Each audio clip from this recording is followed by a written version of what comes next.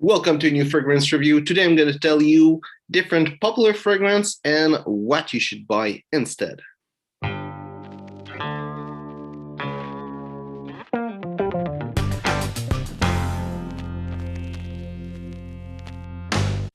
So, popular fragrance usually are popular because they're good fragrance.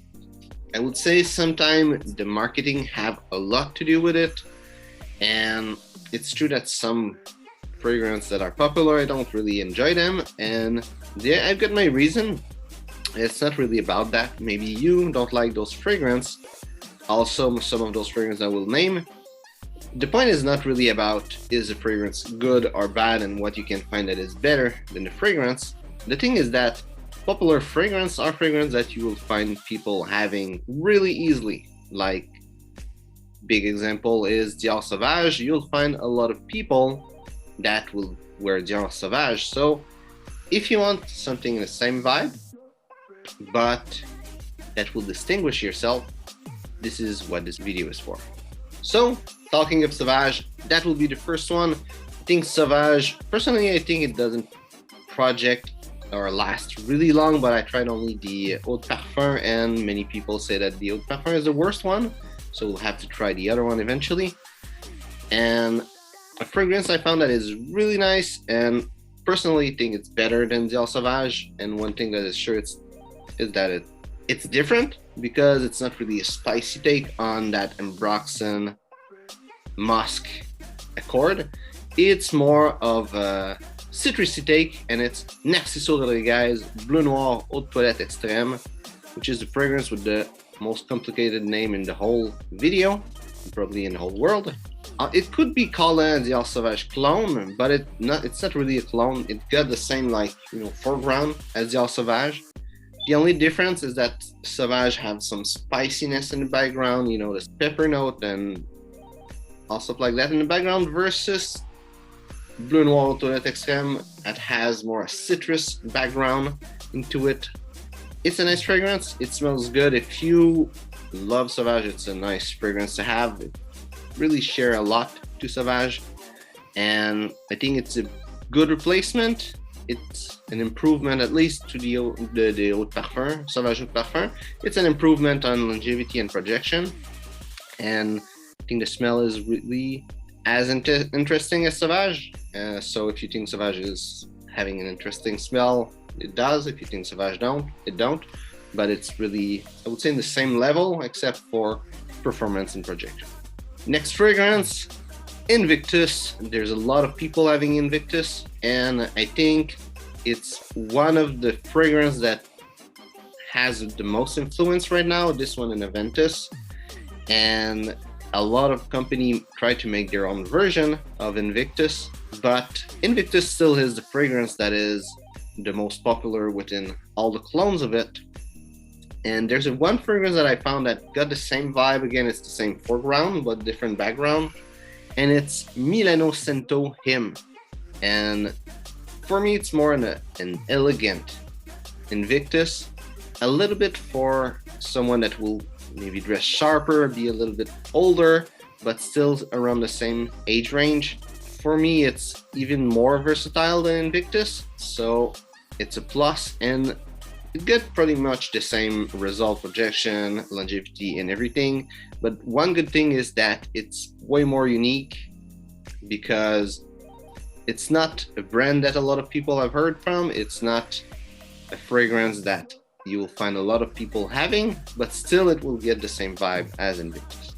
Number 3, it's Aventus. And Aventus, it gets another reason why I'm saying that you should find something else. It's because it's really expensive, and I think having so many clones of Invictus, just taking Club de Nuit Intense or Explorer, you can find something that is way cheaper than Aventus. Of course, it won't be the real Aventus, and maybe this is what you want to have, the real Aventus. But again, this for me, it's just marketing with the price. They sell it really expensive, so you believe it's better. And I'm not saying that it's true or false. It's just what putting a bigger price does. If you look with a lot of product, this is what they do.